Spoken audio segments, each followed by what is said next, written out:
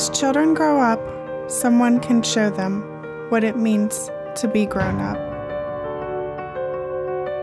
To have dreams, to know they can come true. Growing up like that is peaceful, safe, secure. But for some kids like me, that's not the way we grow up. My mom would come and go in my life. My biological father had sexually abused me.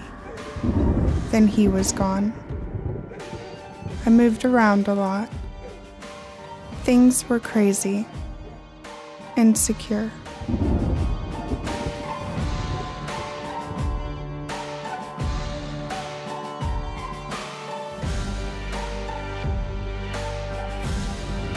When social workers came around because someone had called on us, I would be frightened.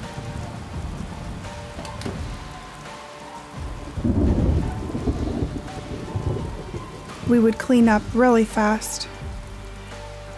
And I was so scared they would take me away. I didn't know they could help me. I would tell them everything was just fine at my house, and I would promise to be good. When I was little, there was no one who really made me feel safe, even if I was good. Instead, I thought it was normal to pile into a car and go to the methadone clinic.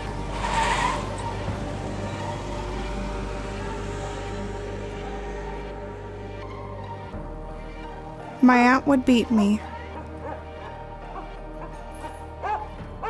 My mom was on lots of drugs, and she really didn't care. Even my grandmother didn't make me feel safe. Now I know that children who have safe homes are able to just play, to just be happy.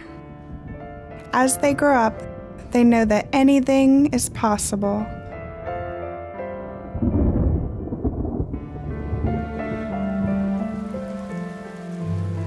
But I didn't know that then. I thought being back with my grandmother would be better. I didn't know how sick she was. I would go with her to do laundry. If I was good, she gave me a pill. I thought that taking drugs was normal, like a grown-up.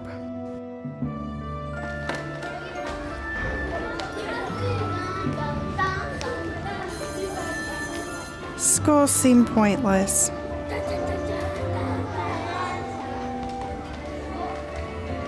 The only reason I went was to be with other people who did drugs. I used opiates mostly and drank.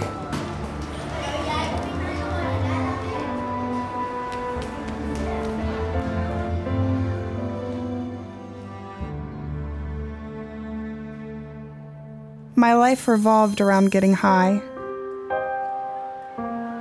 I moved into foster care. Then I ran away. I was hanging out with an older guy. He was 12 years older than me. I didn't know how to live without using drugs, and he kept me supplied.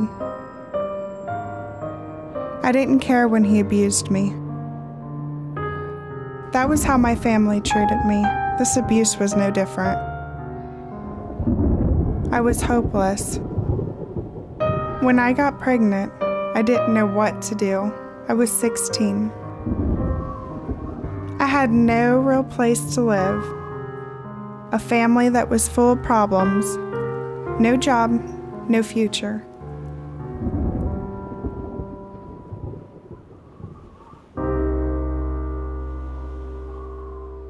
So when my baby was born, I gave her the only thing I had.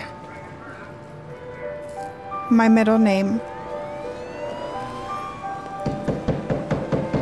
One day a social worker came with the police. This time it was to take my own child away. It was the worst day of my life. But I knew deep down inside that I could not take care of her. I was using. I didn't even know how to begin to get clean. A normal life never seemed possible for me. So, I was ready to let her go. Even though I loved her, I gave up on my baby girl.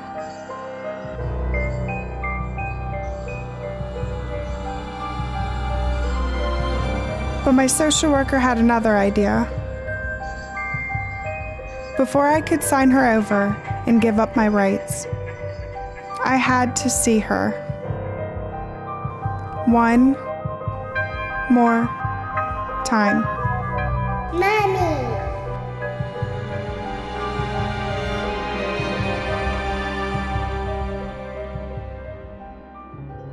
I didn't know it yet, but while my little Renee was being strapped into a car seat, tucked into bed, and playing with her toys, I had a second chance. When I first met Samantha at rehab, she didn't look anything like she does now. I started my recovery in a scary place.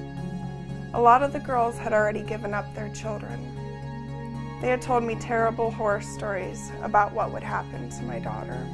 She was a shell of a person. She really seemed to have no hope. I just prayed for an angel who would look after Renee. I never dreamed that that one would come in and visit with me. At ProKids, when we're trained to be CASA volunteers, we learn that the best place for a child is in their own family. I got to know Samantha. She brought me pictures of Renee, stories about Renee, and she brought me more than that. She brought me hope. My little girl could be with me again if I worked hard, if I broke the cycle. Now, I'm proud to brag about both of them. Lori was going to look out for Renee. She was going to make sure she was in a safe foster home. I was going to make it, and Renee was going to make it too, because of the power of love, and because of a volunteer named Lori. I'm thrilled for my ProKids child. Not all of them can be reunited with their parents, but in this case, 4 years later, Samantha and Renee are together forever.